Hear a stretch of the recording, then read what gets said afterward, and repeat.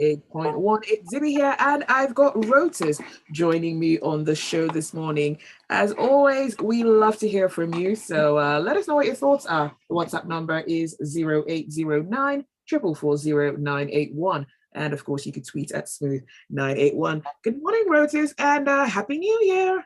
Hey, Happy New Year, Zibby. Happy New Year to all our listeners and viewers out there. Good to be with you all to kick off another interesting pivotal year for our country.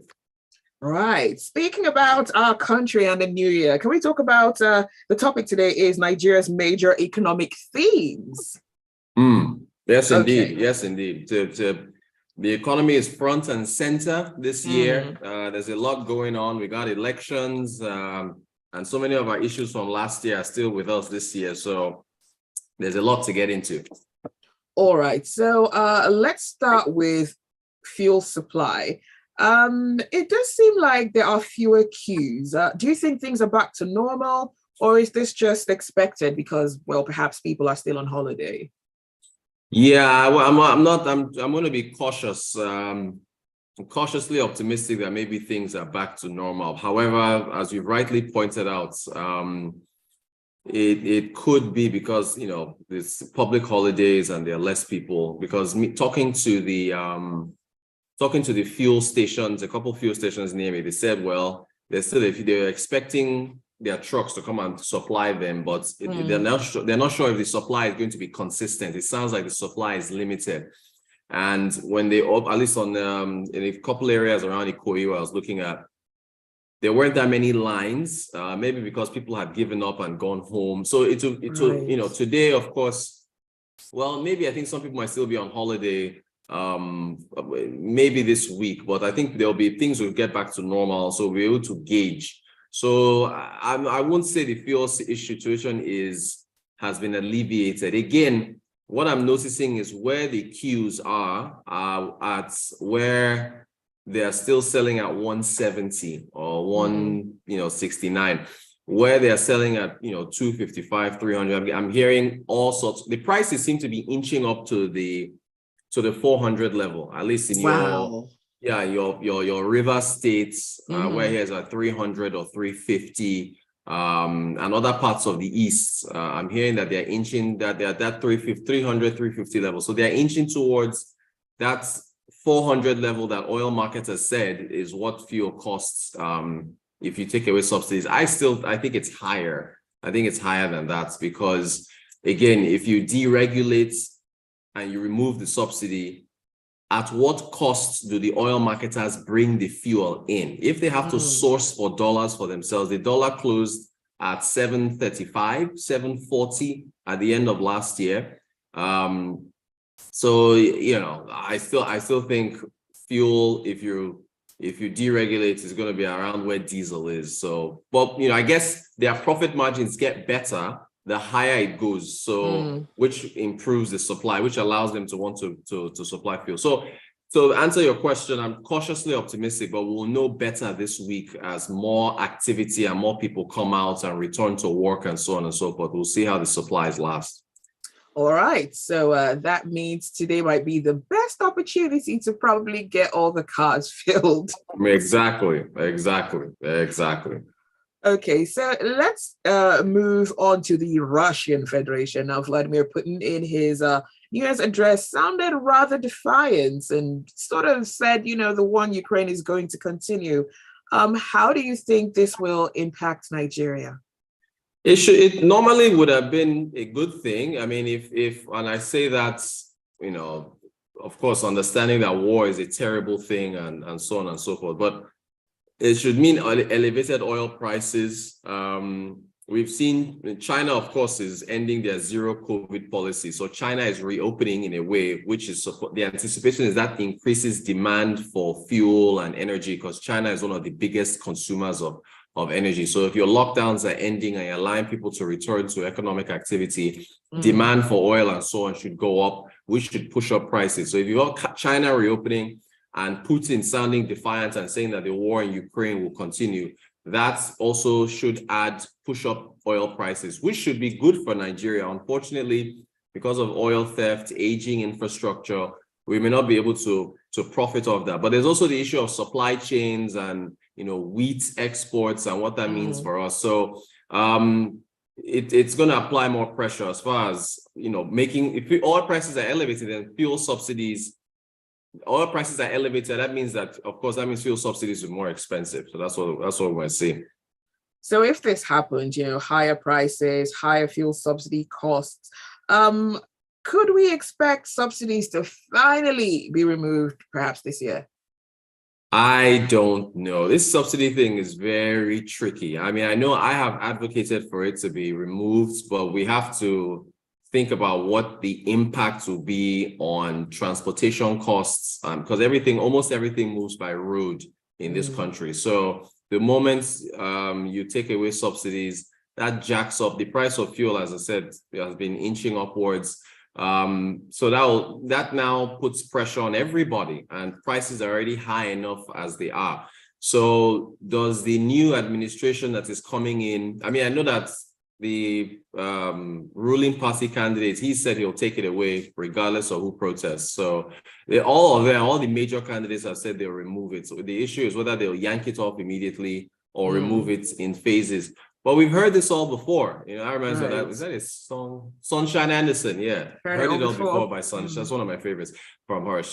We've heard it all before. We'll have to see. We'll have to see whether or not they're brave enough to take it away. Okay.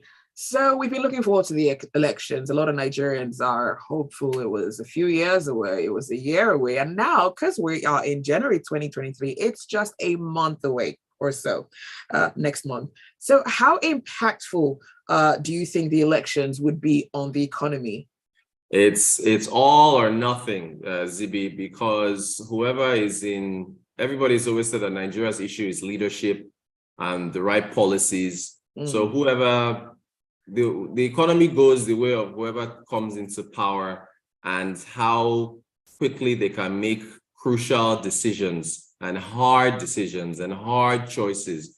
So it all hinges on who takes power and how quickly that person sets up their cabinets. Remember the last administration when they came in, this outgoing administration, it took about, was it 6 months or 7 months? It was a long wait. Long wait, imagine, just to set up a cabinet. Meanwhile, the economy was just trudging along. So very important that whoever comes in hits the ground running and addresses the subsidy issue that we've talked about and everything else. All right. Well, let us know what your thoughts are. 0809 440 981. And of course, you can tweet at Smooth981. Now, coming back to this, the Financial Derivatives Company in its December report said that Nigeria's debt burden could actually lead the country to seek assistance from the IMF. What do you think about this? Yeah, that's scary. We spent, I think, 9 months of last year, January through September, we spent about 3 trillion naira servicing our debts. Our total debt burden is about 44 trillion. That doesn't include ways and means, which is the CBN printing money to help the government finance its deficits. So you add that, that's about 60 trillion. In fact, that money alone, ways and means about 22 or 23 trillion. It's actually more than the budget for 2023. So yeah, it's scary because if you have to approach the IMF, that means you are in a serious problem, like Ghana, who else? Tunisia, I think Kenya, all these other countries that have been approaching the IMF for help. And what that means is before they give you that money, they will tell you to impose some austerity measures, some tight measures on the economy that can have drastic impacts on people. So I hope it doesn't get to that point, but our debt levels are a serious problem that needs to be addressed.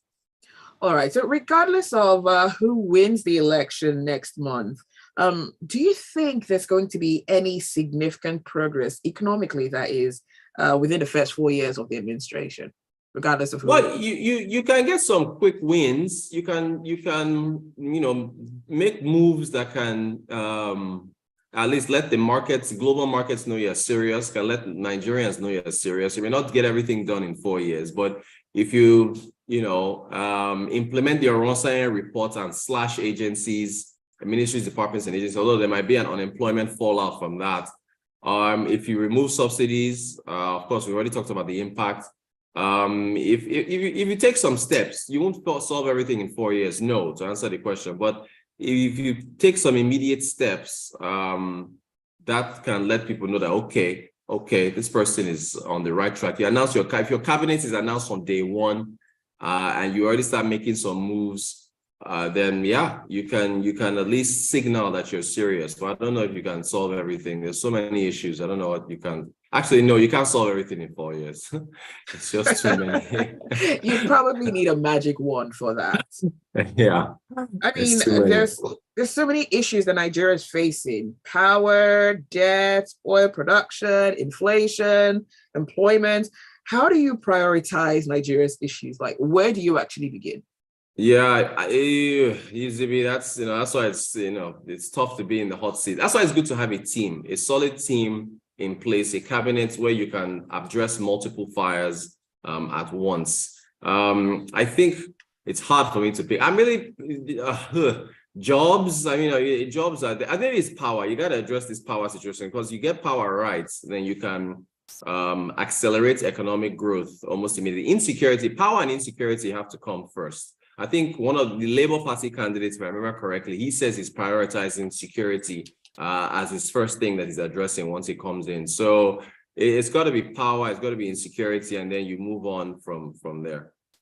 All right. I've got a final question, and then we'll read a comment really quickly. Do you think Nigerians will be patient enough with the new administration?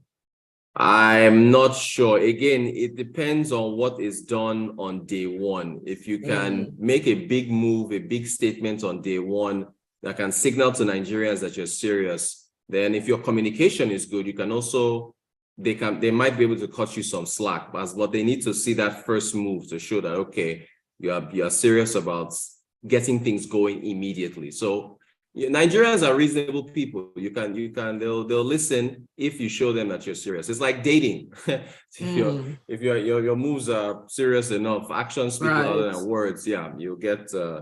They might be patient enough. Okay, so there won't be that whole ceremonial 100 days in office this time. Yeah, no. Like first day in office. First day one. Get moving. All right. We're almost out of time. I'll take a few comments quickly. And this one says there are no fewer queues. They're still selling higher in my area. And that's from Benga. This message says there are increasing cases of COVID in China that could impact their ability to produce. And I believe Nigeria should be cautious with travelers from China. On fuel subsidies. Yeah, on fuel subsidies, it's the next governments that will take the hard decisions, and God help them with the consequences. And Benga says, nope, we won't be patient with the new administration. Speaking on behalf of all Nigerians, of course. All right, well, that's it for Business Express. Thank you so much, Rotus, for joining us on the show this morning. Thanks, Zibby. Thanks to everybody that sent in messages. Catch you guys tomorrow. Thank you so much. And that's it for Business Express. Do stay with us. Smooth Breakfast continues.